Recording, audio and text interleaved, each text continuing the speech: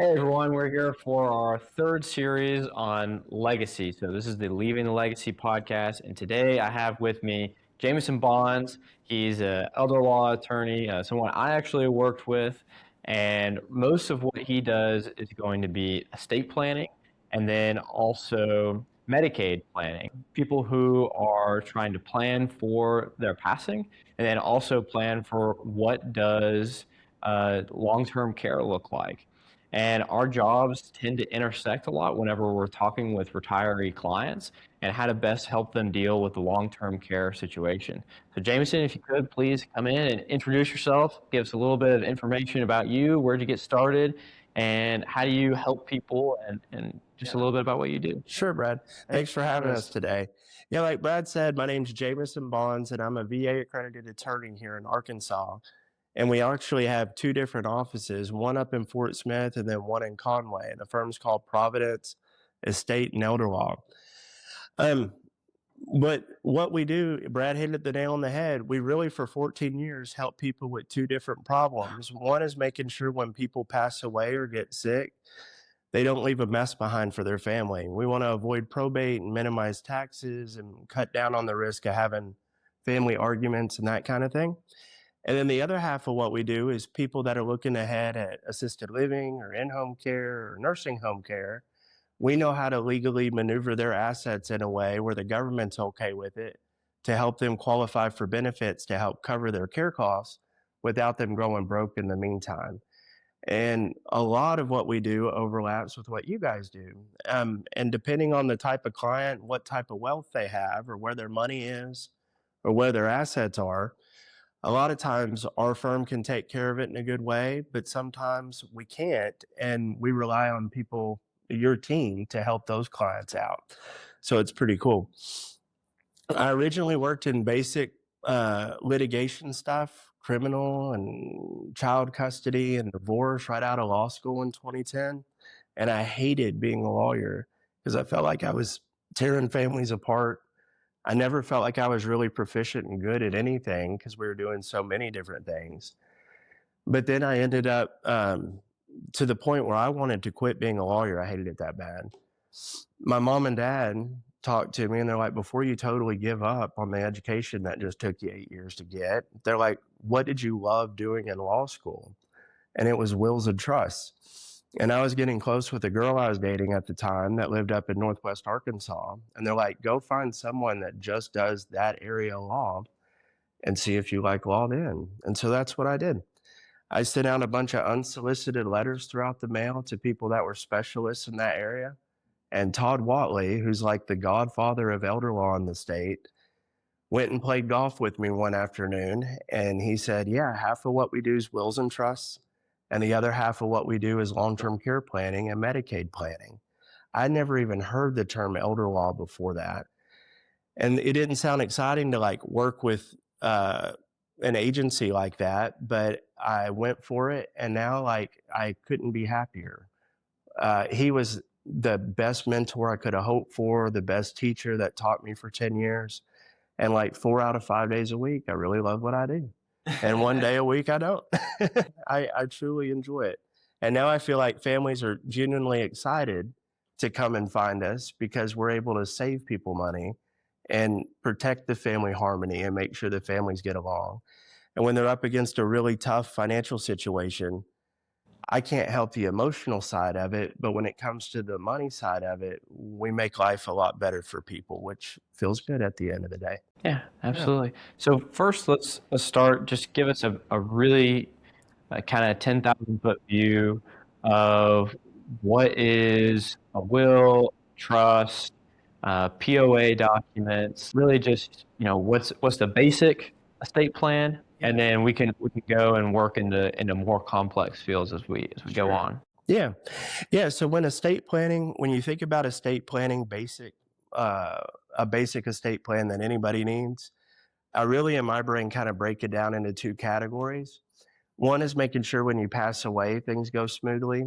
And the other one is making sure if you get sick or become incapacitated, things go smoothly.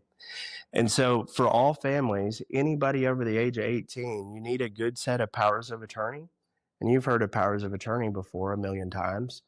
But for people that have not heard of this concept, a power of attorney says that you're in charge of your own life and you make your own decisions, and you still do after you sign it.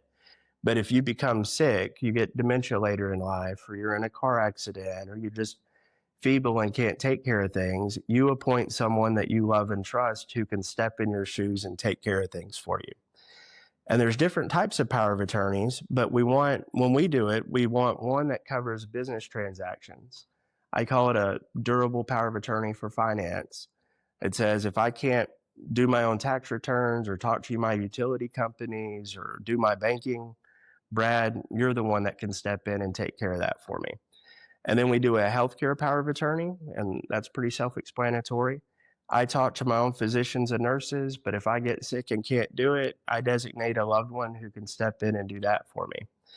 And then a HIPAA release, there's two other side documents that deal with medical stuff that are important.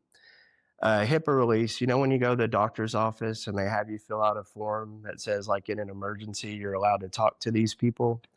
That's this HIPAA law, and it makes it medical providers and insurance companies and hospitals, they can get in big trouble if they give your protected health information over to just anybody. They could only give it to the patient. And so we have a HIPAA release that makes sure if you're under anesthesia or if you get in a car accident, your loved ones can get medical records from anybody, insurance companies, hospitals, doctors' offices, and that kind of thing. And then the last one is a advanced directive or living will. Some people call it a DNR, although that's not quite the right term for it. But it lays out like end of life wishes. And it pretty much says that if you have a stroke, heart attack, whatever, you're at the end of your life, you want them to do everything they can to make you better. But if you're irreversible, terminal, brain dead, no chance of coming back, you want the Lord to take you home at that point. You don't want to indefinitely get plugged into forced hydration or forced nutrition or anything like that. Other law firms, they have a financial power of attorney and healthcare power of attorney that are all in one, and that's totally fine too. You just want to be sure that it covers both sides of the coin at the end of the day. And so that kind of goes through incapacity planning, and then we get into death planning at the end of the day. Do you have questions about that part? Did I explain that pretty well? Yeah, no, that was really well explained. Good deal. And then death planning, we're talking about wills and trusts here. And more often than not, a big part of why people want to do estate planning is they want to make life as easy as possible for the people that they're leaving behind. And they're trying to make sure that they don't have to jump through any special hoops in order to follow all their instructions at the end of the day. And one thing that most people have heard about, especially if they're clients of you, is probate court. And have you ever been through probate with like a grandma or Not anybody like personally. that? We had it lucky. So my grandma passed away not this past summer, but the summer before. Yes. And she worked for an attorney for 40 years. And so luckily she had already had trust set up, and she was also a client here. So we had all of her accounts were transferred on death. And so even the home, I think, was done through a beneficiary deed. And so everything was a really seamless process for That's both awesome. my mom and my aunt. Although I have heard stories, mostly through working in your office, about people that went through probate and had to go through that process. Yeah, man, it bites. And that's what we're trying to avoid. Probate, if someone dies and it's a husband and wife, normally there's not a mess because for the most part, a husband and wife have joint bank accounts and joint brokerage accounts. Both their names are on a house and all that. But when the second person dies or a single person who's not married dies, normally everything that person has gets stuck inside their name, and that's called their estate. And in order for their family members or the people they have in their will to get it unstuck, they have to, this sounds stupid because it is, but they have to go and sue themselves. They hire a lawyer, a probate lawyer, and they sue themselves in probate court. And if there was a will, they give the judge the will and they say, hey, mom died. She owned a house at this address and a CD here and a brokerage account there. The will says that I'm the executor and that I need to split it 3 ways with my kids. And the judge, through probate court, confirms the validity of the will. And he says, we're going to follow the instructions in the will. But instead of doing that right away, we're going to hold all these properties hostage and all this money hostage. So you can go and tell the outside world that mom died, to give creditors a chance to come in and try to collect from the estate before it goes on to the kids. And in theory, that sounds like a good idea. You want to tell people mom died. If credit card companies are out there or medical providers, you want them to have a chance to come and collect. So what are some cases of some debt that would be collectible on death? Yeah. So it would be like credit cards, medical debt, that kind of thing. A secured debt would always be collectible, like a mortgage or like a car loan. But in order for medical debt to be collected, or for a credit card company, any unsecured debt, a creditor has to file the right way in court. If they just send a letter, they're legally not able to get paid. They have to actually submit a claim the proper way in court. But this whole process sounds good. The idea of telling creditors, hey, if you're owed money, come tell us now because we're about to settle the estate. But it takes forever. In Arkansas, on average, it's like 19 months to go through probate. And this sounds crazy, but if every piece of paper got filed the day it's due and the judge signed the same day, which is not going to happen, 225 days to go through that process. Wow. And also, so we talked about this on another podcast, this time period in between death and actually getting access to the assets. Yeah.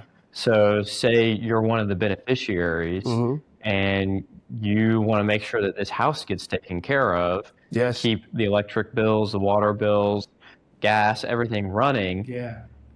It has to come out of your pocket, right?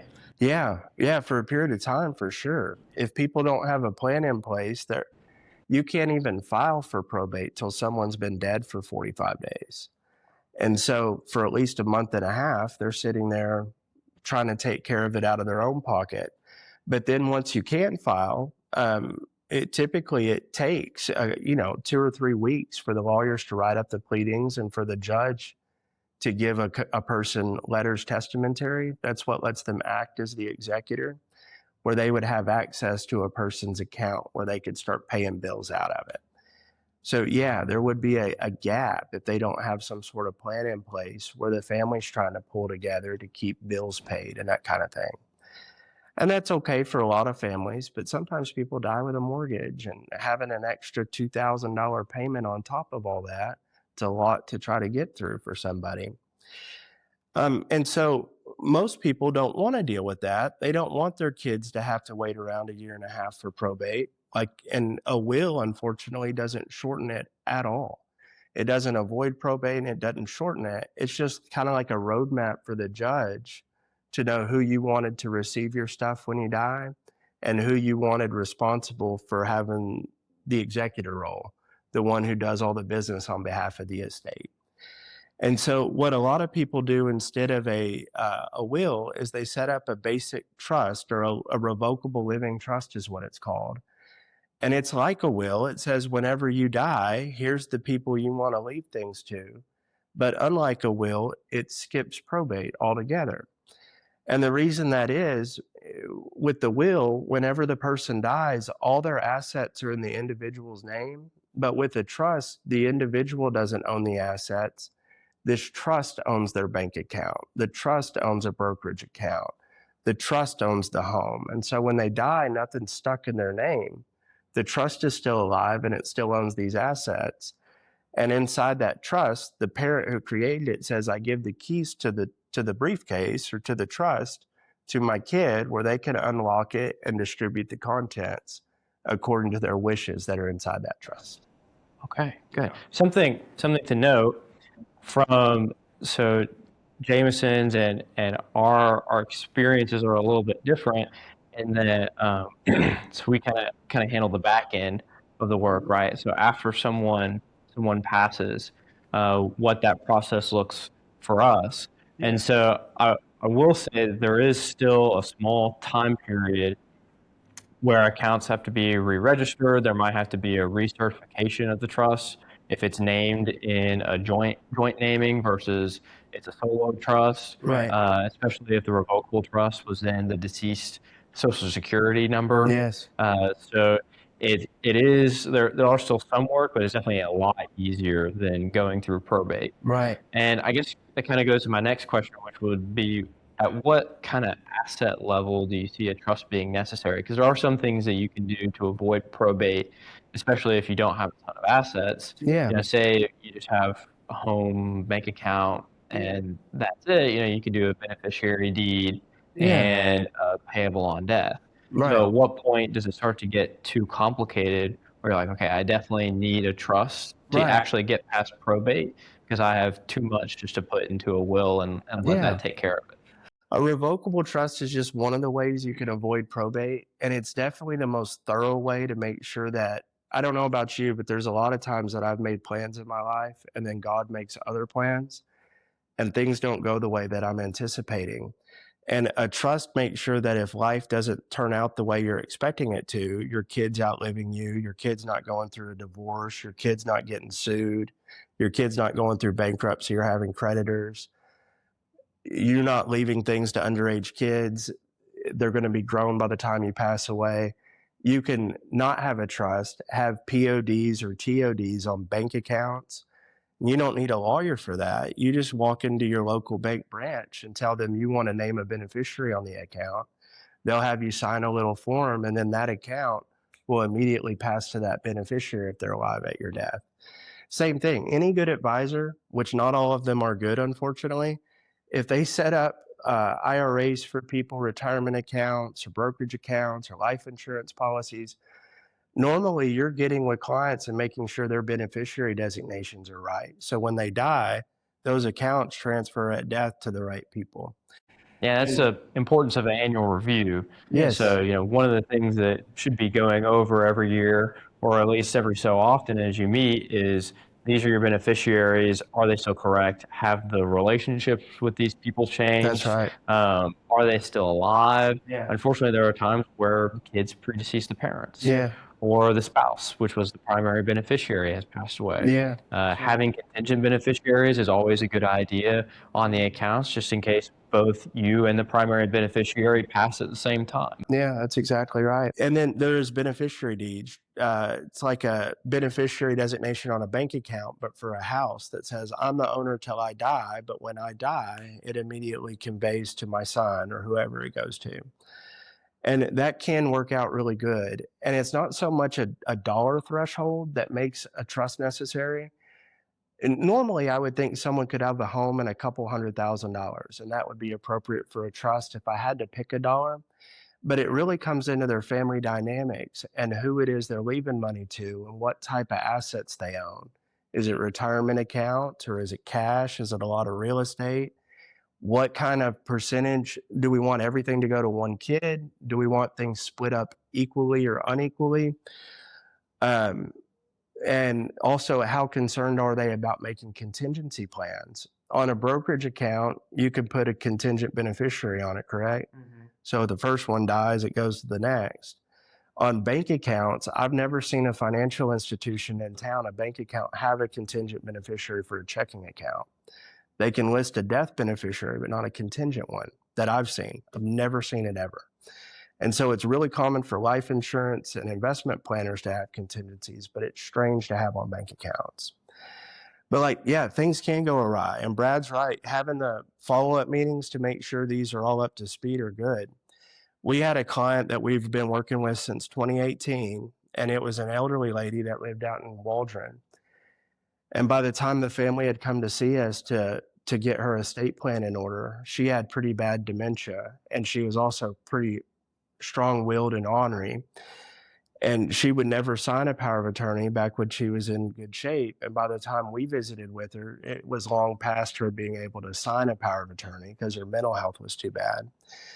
Well, she owned like a 800 or 900 acre farm in Waldron and probably 10 other pieces of real estate in that area. And anyway, they had a $4 million brokerage account. And the old lady, she had two kids. We'll just call it John and Jim. That's not their names. Jim had cancer, terminal cancer at the end. And Jim ended up dying before she did, probably a year and a half before the mother did. The mother died just a few months ago. And that $4 million brokerage account had the boys as 50% beneficiaries. And they were going to avoid probate whenever the mom passed away because that would immediately pass to the beneficiary. Well, after Jim died a couple years ago, there was no contingent beneficiary. And the brokerage house or the investor, the advisor, never brought the family back in. It's a small town. They knew the person died. They never made an alternate beneficiary. And so we're in the middle of probate right now with like $2 or $3 million worth of real estate, and then an extra half the value of this brokerage account, $2 million more going through probate because the advisor didn't do as good a job as they could have with making sure they were updated beneficiaries. I guess since the other son was only listed as a 50% beneficiary, the other 50% of the account is it's frozen, and it gets worse than that. The family here is really good people. The law says that anything stuck and frozen in the person's name goes equally between the children and their. So in that case, the other son could basically claim 75% of the brokerage account. Exactly. Yeah. Because he has half the right to that unclaimed. Yeah, that's exactly right. Half the account was POD'd to the one son. The other half account stuck in the estate, and the rules of the estate administration says it gets split 50-50. So this son ends up with $3 million, and this side of the family ends up with $1 million. Thankfully, this guy isn't a butthead, and he's going to do the right thing, of course, and honor what mom wanted done. And he'll transfer that property the way that mom would want, but it always wouldn't be that way. If we would have had a trust in this case, instead of PODs on the accounts, the trust has contingencies on all these situations, where if someone dies, whatever it is you own, bank accounts, real estate, brokerage accounts, if someone dies, here's the alternate beneficiaries, and it covers all assets. This would have never happened. Or if they had an advisor that would have met with them, every year, every several months, they would have caught that. But that's not what happened. It's a more complicated situation because she likely wasn't in the right of mind to actually choose. So it would have been whoever her POA was, but she didn't sign a POA. So I will say I'll defend the advisor a little bit because who would have signed? Yeah, you're exactly right. So with power of attorney, the court's not involved. If you have the mind to sign a power of attorney and you say, I trust this person to take care of business stuff for me. A lot of powers of attorney don't go into as much detail about what can be done with estate and long-term care planning, but ones that are built by an elder law attorney like us would have really special powers in there that normally aren't in a power of attorney, like being able to update beneficiary designations, revoke and change trusts, adding joint tenants with rights of survivorships on bank accounts. A lot of times that's uncommon to have. And the power of attorney could go in there on behalf of the mother who's in the nursing home and bring it up to speed. But like you say, we didn't do power of attorney. The lady was too old and too feeble-minded at the time. The kids had to go to probate court and get guardianship over her. And when you get guardianship, it's like the court oversees the assets from then on out. And anytime the guardian wants to make a decision, a financial decision on behalf of the ward, they have to go hire a lawyer. The lawyer has to petition the court for permission and get an order from a judge. And sometimes the judge, every judges are different, but some judges are very particular and would even require a court hearing before they would authorize a transaction like that. So a question for this specific situation, because, if you started to add up the amount of their estate, it becomes pretty sizable. But especially if it was any bigger, you'd also have the kids possibly dealing with gift tax as well. Yep. So in this case, is he receiving that $1 million and having to gift it to his brother, or are they petitioning the court to split it in a different way so that the son receiving the 75% doesn't have to use up his gift exclusion? Yeah. Do you want to explain to them real quick what you mean by the gift exclusion? I think a lot of people understand the annual gift limits, but they might not know all the. So the annual gift limit now is $19,000, but the lifetime gift exclusion is $15 million. And because of the One Big Beautiful Bill Act, it just got pegged to inflation. It's supposed to be $15 million permanently. I'll put that in quotation marks because it's the government, so you never really know. So what we see a lot of times is people with estates over 15 million.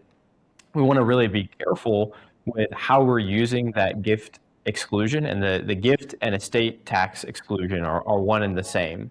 So the gift tax and estate tax lifetime exemption is 15 million. So you can only give $15 million over the course of your entire lifetime without being subject to the gift or estate tax. It's usually 40%.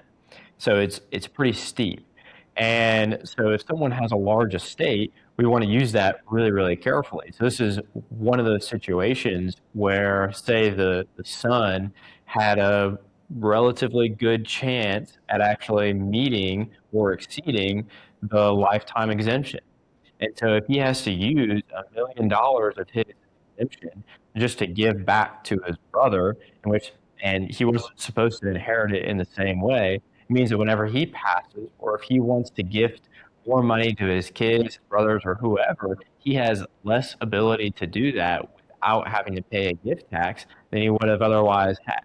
So that's kind of my preparation to a question is how do you, in this very specific situation, how do you handle that so that to protect that gift tax exclusion? Yeah, that's the exact right analysis you're doing. So anytime we're in a situation where someone's got money that they're trying to get to their kids, like in this situation here with this probate, or in like a Medicaid planning situation, long-term care planning, if the family's giving assets away to the kids or to irrevocable trusts, we're trying to figure out what are the tax consequences behind all this.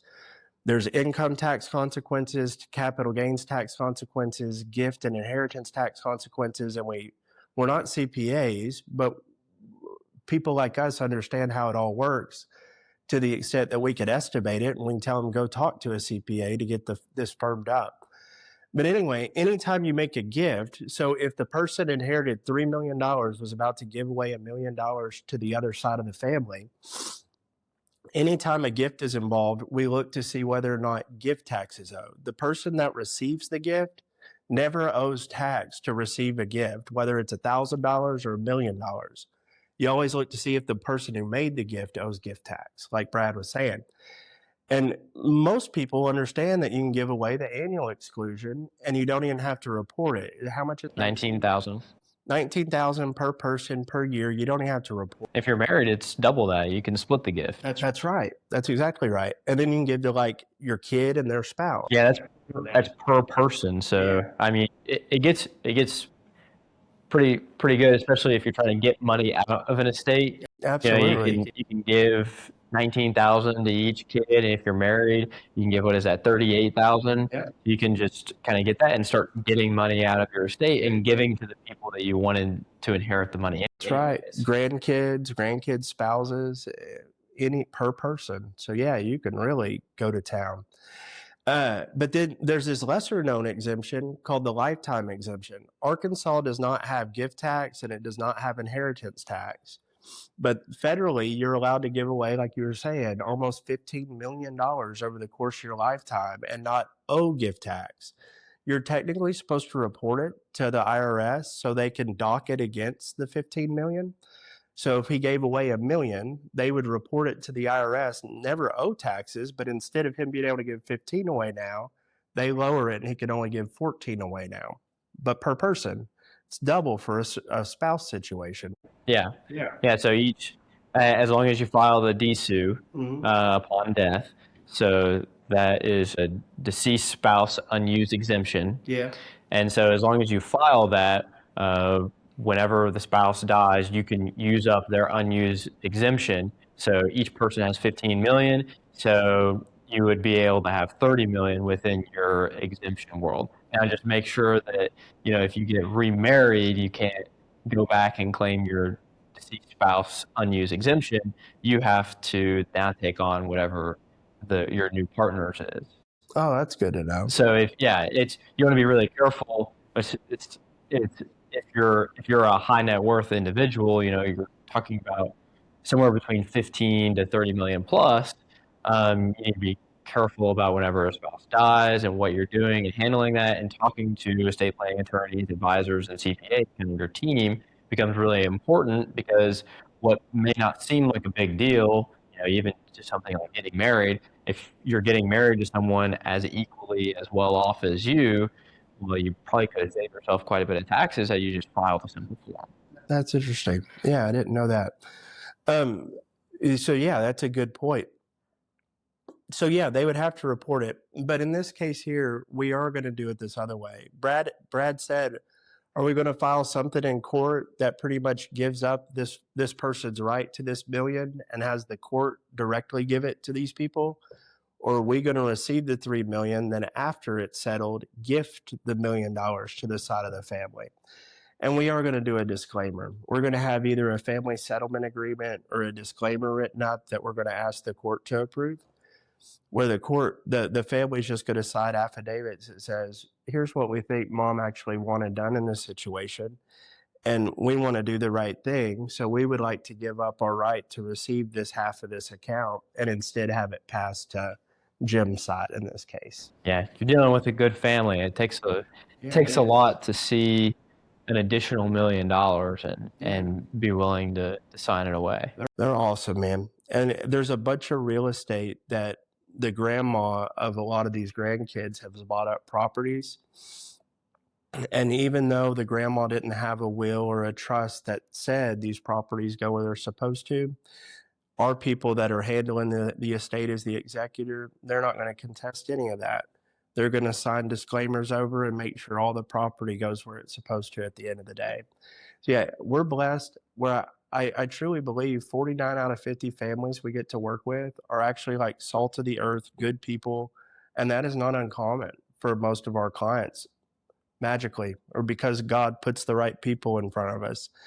But man, it'd be so easy. The people aren't violating the law to say, no, we're not doing that. The law says they're supposed to get significantly more than what they're getting at the end of the day.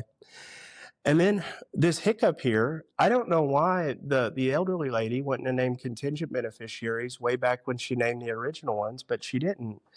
But because this extra $2 million has to go through probate court, it's going to take about 1.5 years for this to all get resolved. And then it's like the lawyer fees and executor fees and all that combined is like 4%, 5% of the estate. That's a chunk of change. Yeah. Yeah, it is.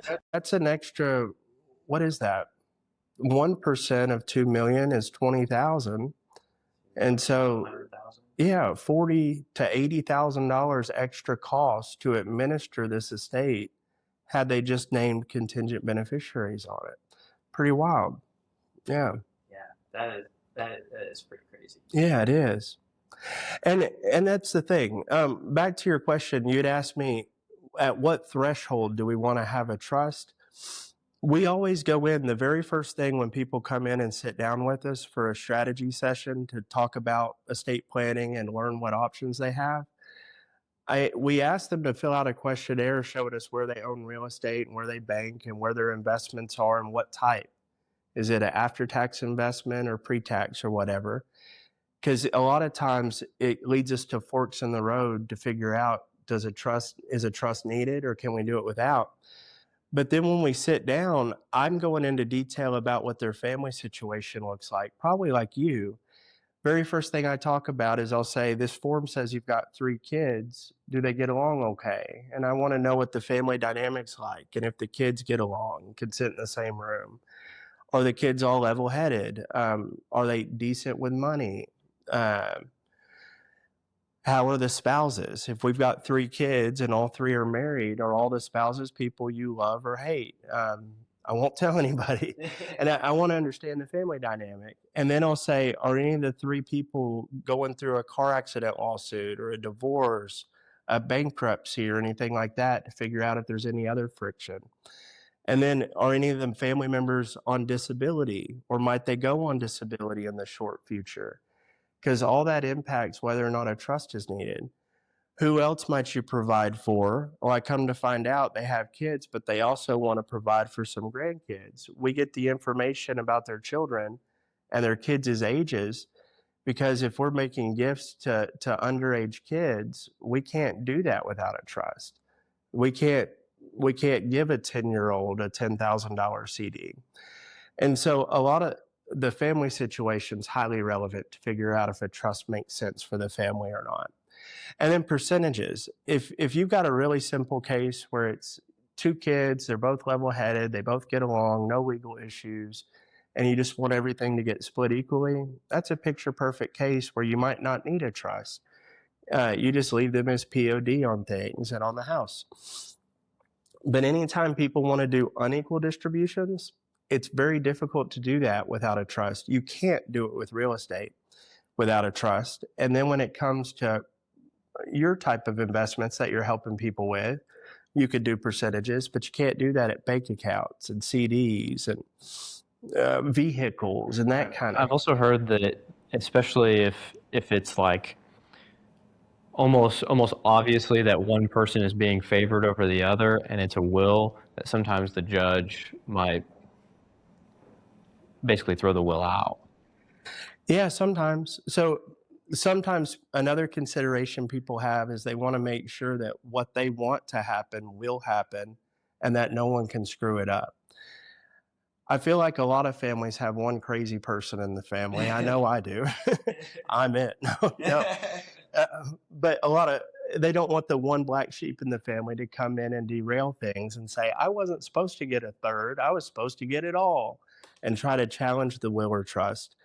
Generally speaking, if you just have a will and things have to go through probate, it's easier. It's still not easy, but to challenge it because you're opening up a forum to challenge it. When you have a probate, you open up a court case, and any of the family members or the heirs or the beneficiaries involved have to get served with paperwork that you've opened up this court case and told that if you want to cause a scene and fight, here's your venue to come and fight. Go hire a lawyer to cause a trouble. But trusts have additional metric that you put in where if you sue, right? So tell us about that. So there is an additional kind of line that you can put into trust where if one of the beneficiaries sues the trust to try and get access to more than what they're willing, what happens?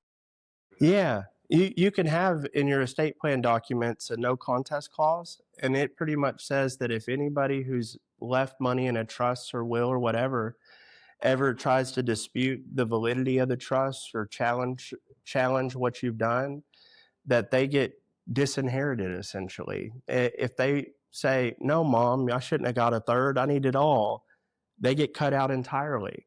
And so it's an incentive. It's an incentive for them not to cause a mess because be happy with what you got or potentially lose it all. And so that keeps disputes down too. And kind of keeping with the same theme of what are some clauses that get put into trust to either protect the person that's giving the money or to protecting the people that are receiving the money would be spendthrift clauses. Yeah. And I think there's a lot of people that talk about that. So can you walk me through what a spendthrift clause is and why it's used? Yeah. Good questions. So there's different types of trusts. A base revocable trust has different rules about what happens when people die and where things go. And normally on a basic trust, people say, when we die, everything gets split three ways and it goes to our three kids. The trust dissolves and assets get distributed individually to these kids. You can have something in there called bloodline protections is another name for this spendthrift thing. It doesn't have to be blood relatives, but that's a common terminology used for it.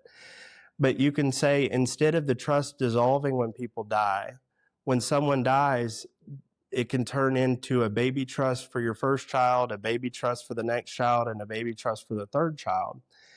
And that money is held in that kid's trust with a spendthrift provision, like you're saying. And it says that this person cannot use that money in that trust for their creditors, bankruptcies, divorces, or any debts of theirs. And so it puts a It's like you build a wall, and anything you're trying to protect from this kid's creditors and legal problems, you're putting behind that wall, and it helps protect the assets for the people you want it to go to instead of their creditors or their divorces or anything like that. Now, with any protections, there's usually always a caveat of control. So, what control does the beneficiary give up so that the spendthrift clause can be put in place? Strangely enough, very little. Different scenarios would warrant different control, but in a spendthrift clause in Arkansas, if it's in trust, the beneficiary of the trust can be a trustee or a co-trustee, but they're called a interested trustee. There's disinterested and interested trustees, and an interested trustee of their own trust can only distribute assets out of the trust for health, education, maintenance, and support, as opposed to anything in the world. But that's pretty broad category. Health, education, maintenance, and support can cover a whole lot of anything. So it's basically everything but going to Vegas and spinning a slot machine. Exactly. Yeah. So if they had to pay bills or they wanted to go to college, they have hard medical, something happened, they can use the trust for that. They just can't maybe use it for a European vacation. Yeah.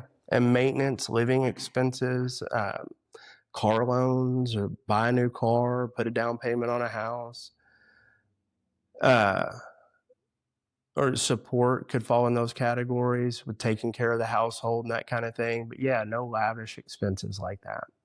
And it really is almost all encompassing with the exclusion of paying creditors, debtors, or creditors, bankruptcies, divorces, and that kind of thing. They have a lot of flexibility. Okay. So let's move now from kind of basic revocable trusts, wills, into what you're really known for and what you do a lot of, which is the Medicaid planning. Yeah. And then we'll talk about how we also kind of come together and figure out what solution is best for each individual. Sure. But give us a really quick rundown of what is Medicaid, why are people trying to get on it, if they are, and when do you see it being relevant? What both asset level and then also what time. So like what time in someone's life and dependent upon their health. Yeah. Yeah. So long-term care, I don't know if you guys have ever had any family members that needed long-term care, but it is so stinking expensive.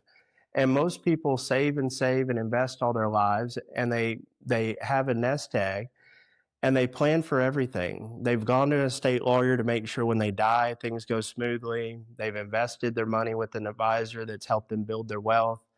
And they've planned out their retirement, making sure they have enough cash flow and making sure their assets are structured where they can't lose them if an event occurs. But the one thing a lot of people overlook is getting old and getting to the point where they need long-term care. And people underestimate how expensive it is unless they've seen their parents or someone go into it. And so when the time comes and you have to pay for in-home care, assisted living, or nursing home care, there's only 3 ways to pay for it. Your traditional Medicare insurance, even if you've got a really good supplement like Blue Cross Blue Shield or United Health or what is the one that career military people have? TRICARE? TRICARE. Excellent insurance, but it won't cover any length of long-term care. Medicare will cover 20 to 100 days of rehab. So like if you're 90 and you fall and break your hip and need therapy at a nursing home, it'll pay for 20 to 100 days, but beyond that, it won't pay the bill.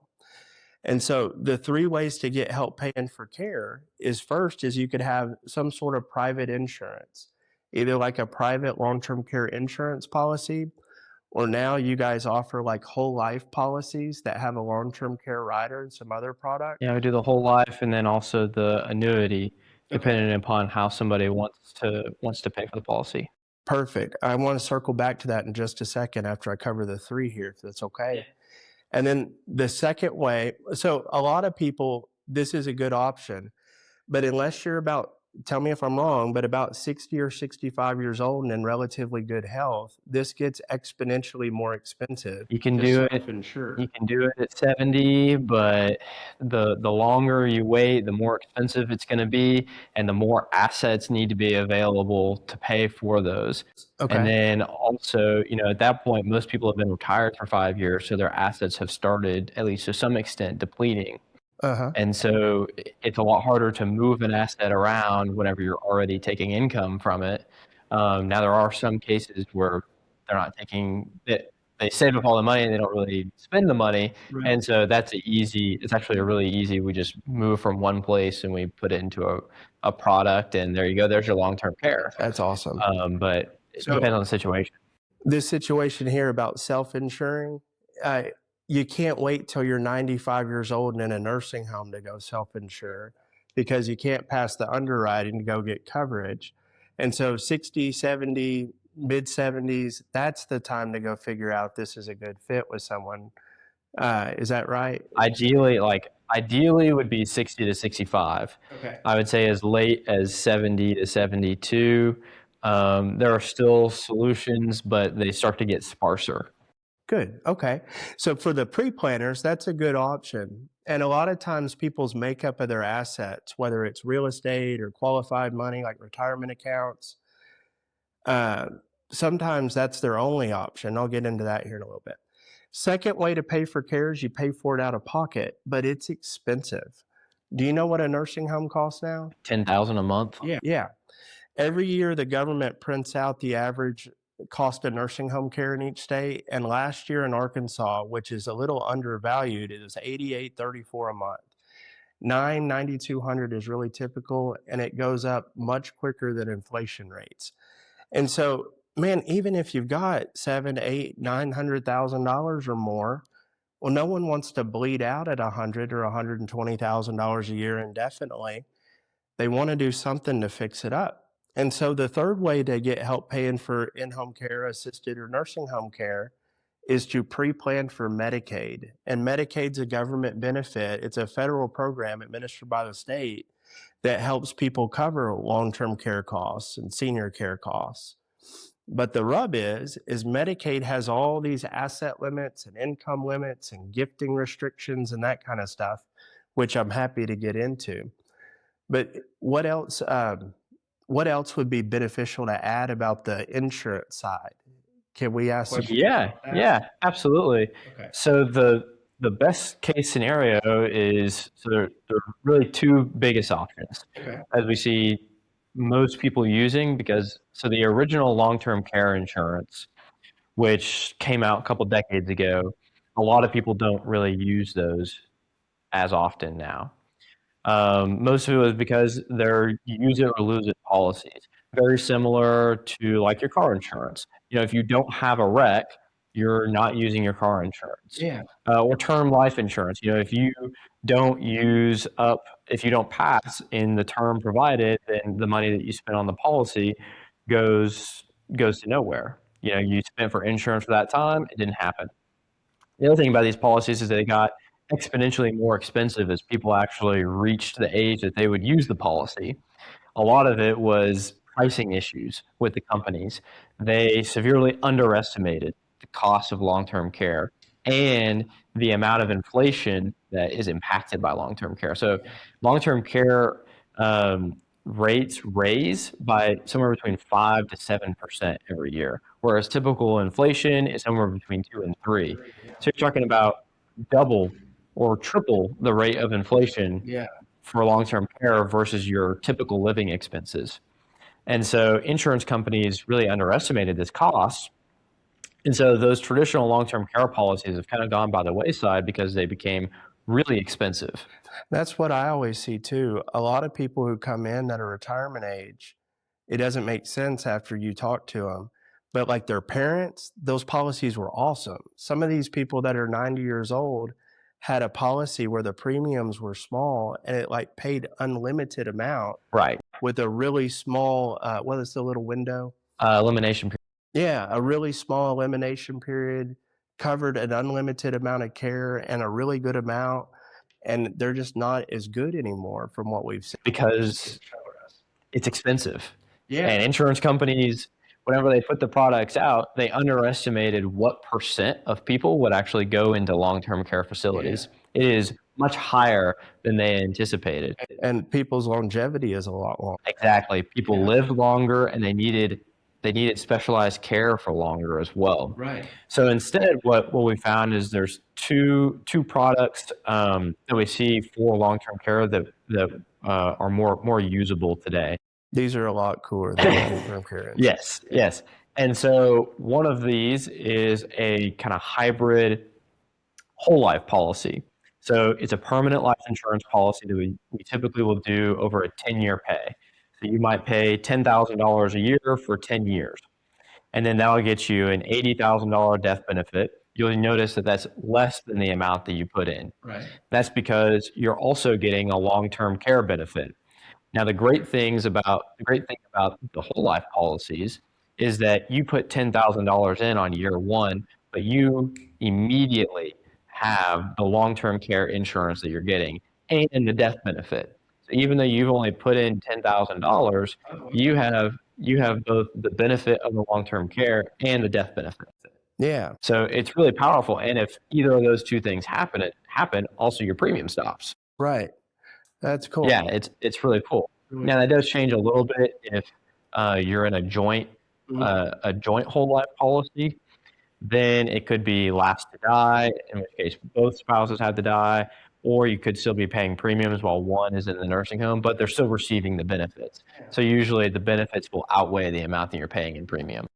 So this is great. People aren't gambling on whether or not they're going to need long-term care. If they're investing their money in this, they're hedging against their long-term care, but all of us are going to die at some point. Right. And so at least there is a death benefit that's going to pay a good chunk of what they would have paid in premiums for a normal long-term care insurance policy that would get lost. There's this big chunk that'll go to the family regardless. Exactly. And the other really cool part about this is immediate leverage.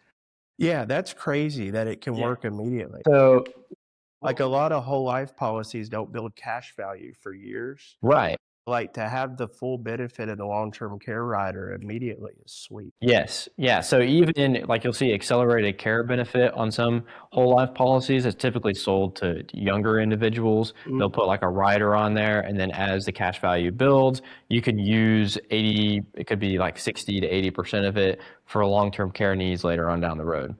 This is a little bit different than that because it's specifically built for long-term care. You know, it's not I would say it's a lot more long-term care than it is life insurance. Yeah.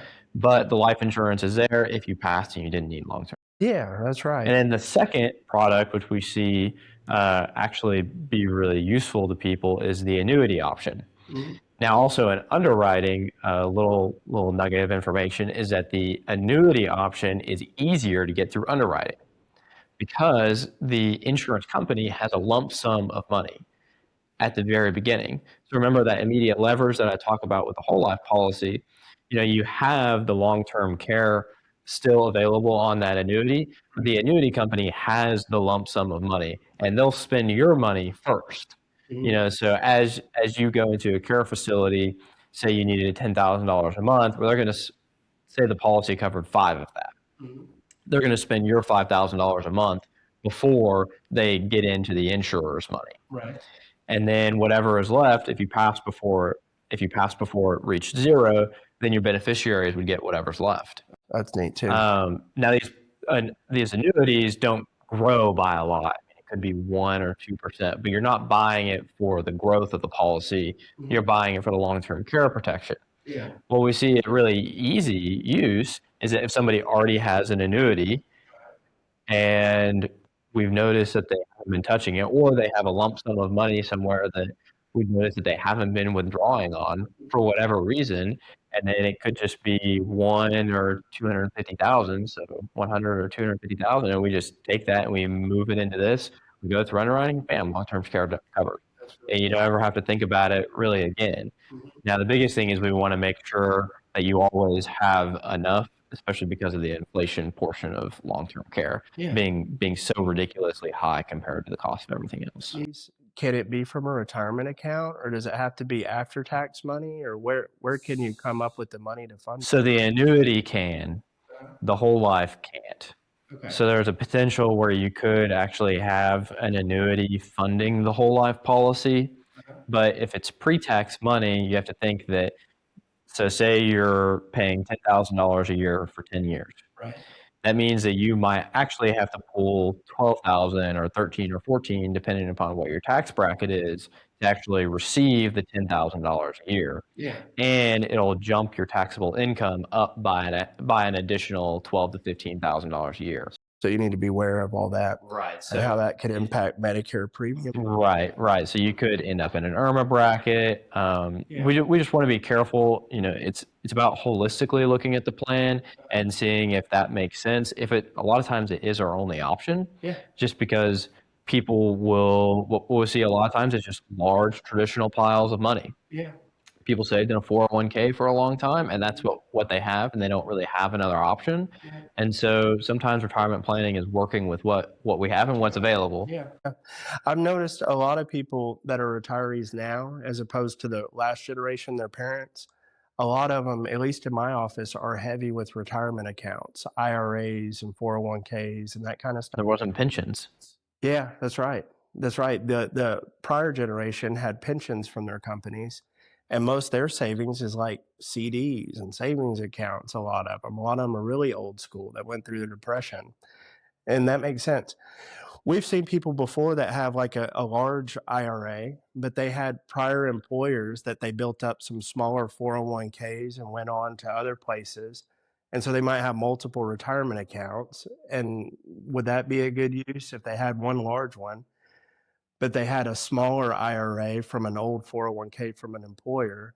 That might be an instance where if you looked at the whole thing about the tax perspective and what other assets were available, that might be something that they could use to fund one of those. So it is if it's already separated, but the IRS views all IRAs as one big IRA. Okay. And so from a tax perspective, it isn't going to change that much. Uh-huh. Now, something that is different between 401ks and IRAs is that from a 401k, you have to pull the RMD from the 401k. Uh-huh. So if you're over the age of 73 and you still have a 401k, the RMD, the required minimum distribution amount for that account, has to get pulled from that account. Mm-hmm.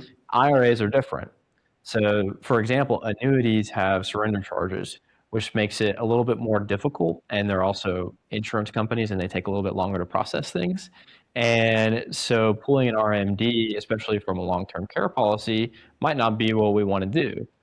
Could they roll the 401 to an IRA before? They can roll the 401 to an IRA, and then also their RMDs looked at as one big IRA, and we can take it from the more liquid IRA. And then if someone just had one giant retirement account, they didn't have any brokerage accounts, and they happened to meet up all the other requirements, well, they don't need a $2 million annuity to fund their Right, so we pull that into another one. And it's okay to roll a portion over, right? You don't have to take the whole account and move it. You can move a piece. We wouldn't want to. Yeah. I mean, products are great, but you probably don't need a $2 million long-term care policy unless you're wanting to, I don't know, do long-term care in the Hamptons or something. Yeah, that's right. And like you're saying, the whole idea, we're not building wealth here, we're preserving wealth. So it's like we're not earning a lot of interest on that type of product. You wouldn't want to put your whole nest egg in a product like that. You want to invest your money to let it grow and get you through retirement, but hedge against needing long-term care with. Right. And especially in retirement planning, the protection portion of it is oftentimes much more important than the growth. If someone has actually grown their assets over the course of their lifetime, growing your assets is not the concern. It's protecting what you have, especially protecting against systematic risk of returns. And so we want to, or return risk. We want to make sure that, especially in the beginning of retirement, that there's no big drops, because that can drastically change the amount of income that someone can get in retirement. So the choice is protection, buffers. We're not trying to hit home runs. We're trying to hit singles and doubles. Yeah.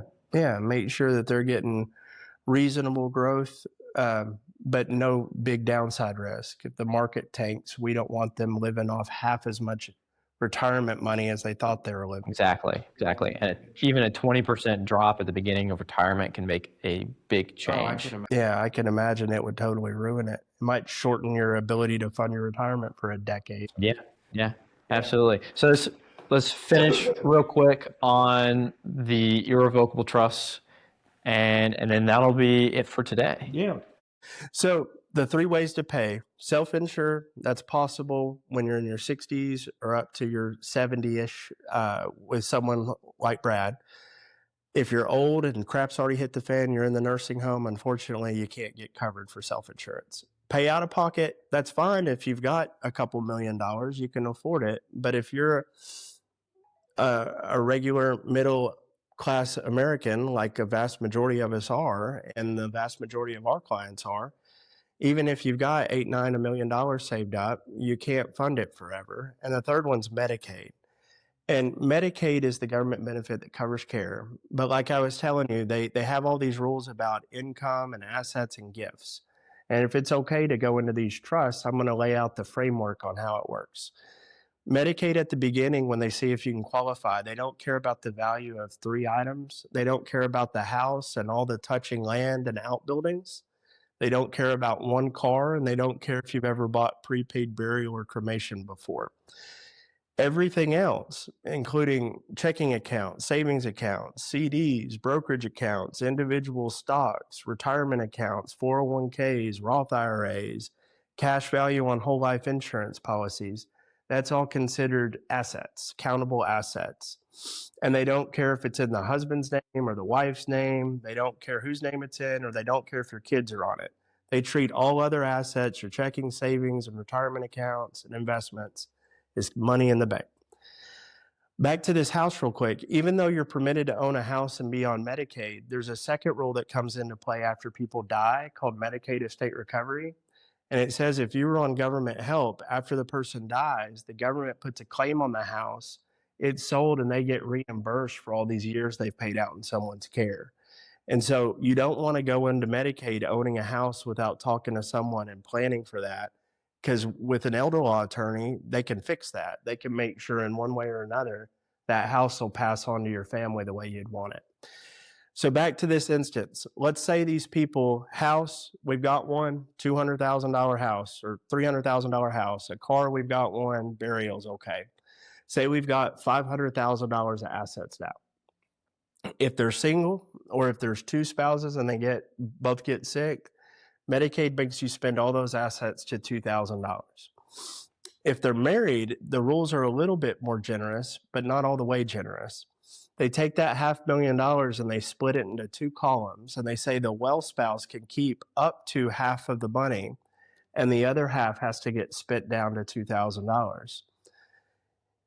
If we have $500,000, the government's generous to make sure the well spouse can take care of him or herself, but they cap the well spouse's well spouse's half of the assets off at about $154,000. And so if we have $500,000, 154 is protected, and the other 350 has to get spent down to $2,000. If we had 300,000 at the top, the well spouse keeps 150, the other 150 has to get spent, but they cap out at about 154. And so the nursing homes would just tell people, well, if you move into the nursing home or assisted living, they look at the assets and they're like, you don't qualify for Medicaid now. Just start paying out of pocket on care until the point that you're spent down, and then they'll help you get Medicaid. Well, that's one way to do it, but that's a really crappy way to do it if we want to protect what took us 40 or 50 years to build up. And so that's whenever people come and visit with me or visit with Brad to figure out what can be done here with this money. And so for people that are planning ahead of time, what we can do from the law firm perspective, if they don't want to spend $500,000, is we set up this special type of trust. It's an irrevocable trust, but it's not a regular irrevocable trust. It's called a Medicaid Asset Protection Trust. And it's like we build a wall, and everything that we want to protect from a Medicaid spin down, we put behind the wall. So we put their house behind the wall. We put their brokerage account behind the wall. We put a CD behind the wall. Whatever wealth they're trying to protect, you put behind that wall. And then later on, if they get sick and they have to apply for Medicaid to cover their care costs, the government can't go behind the wall and make them spend that money. The nursing home can't make them go behind the wall to spend the money. What's behind the wall is protected legally, the way the law works. And so if you're like most people, you're like, that sounds great if we can make the money legally protected, but what's the catch? There's got to be a catch to that. And there is. There's some big downsides that a lot of people aren't comfortable with. And a lot of times, if people aren't comfortable with the downsides we'll go through, there's 3 of them. They make a good candidate to come and talk to you about potentially looking at your options, and if that offers different downsides that they're comfortable with. The first downside is there's a 5-year look back for Medicaid. Medicaid doesn't want you to set up an asset protection trust within 5 years of needing care. So we can't wait till we're 95 to set it up. Obviously, no one knows for sure if they've got 5 years, but if they're 70 and in good health, I just say don't go bungee jumping or skydiving for the next 5 years and we're good. And then the second thing is control. With a traditional revocable living trust, it avoids probate and problems at death, minimizes taxes and issues. But if you applied for Medicaid with a normal revocable trust, if the elderly person that makes it, they're the person who created it, they're the trustee, they have 100% control over those assets. The government would say, even though they're owned by a trust, because you have total control, they're still yours and you have to spend it. And so another downside with a Medicaid trust is you have to be willing to give up partial control of your assets and appoint an adult child as the trustee over that trust from day one. And a lot of people, this is not something they're into. I had a guy yesterday that came in. I thought they were a really good case for this. They had a home worth about $400,000, $400,000 in a brokerage account, and like $100,000 in IRAs. And I thought, well, this is a picture perfect case. We could set this trust up. But this guy actively manages this $300,000 or $400,000 brokerage account. He does it himself, and he's in and out of investments, and it just didn't work out. He wants to keep control over that big account that we could otherwise have protected. And so control, I always ask people, what's your gut feeling with naming your adult son or your adult daughter over part of your assets? How do you feel about that? Some people are great, and some people say, no, I worked hard to get here over 75 years, and I'm not willing to do it. The third thing, and this is where we overlap a lot, is the tax consequences from setting up a trust like this. This type of trust, there's certain assets you can move into it, and it doesn't cause negative tax consequences. In fact, it causes positive ones at death, which we'll get into. But we can move money in a checking or savings, we can move a CD, we can move a brokerage account, and it not cause a tax event when you fund that trust. But whenever people have IRAs, like a lot of retirees do now have, you can't change the owner of an IRA into an irrevocable trust. All the money inside an IRA you've never paid income tax on before. So if they wanted to preserve some of that IRA, they would have to make a taxable distribution to themselves and then move after-tax money into like a brokerage account in the name of the trust. And a lot of people aren't willing to pay taxes ahead of time to preserve that money. You're going to have to pay taxes one way or the other, whether or not you live out all your retirement and you pull it out over the years and you pay income tax on it, or if you died in a car wreck tomorrow and leave it to your kids, they'll have to eventually pay taxes on it when they make the distributions. But it's just a balancing act. Sometimes it just doesn't make sense to do it. And sometimes people are like, my number one focus is protection. If Brad visited with them and their health doesn't line up, say they're mid-70s with a couple of health issues, they can't qualify for your product maybe. They're desperate and they want us to help them. It'll cost some taxes, but they're willing to do it. But we, like you, we want to take a holistic approach about what are unexpected consequences of funding this trust. We want to make sure that they understand the whole picture here.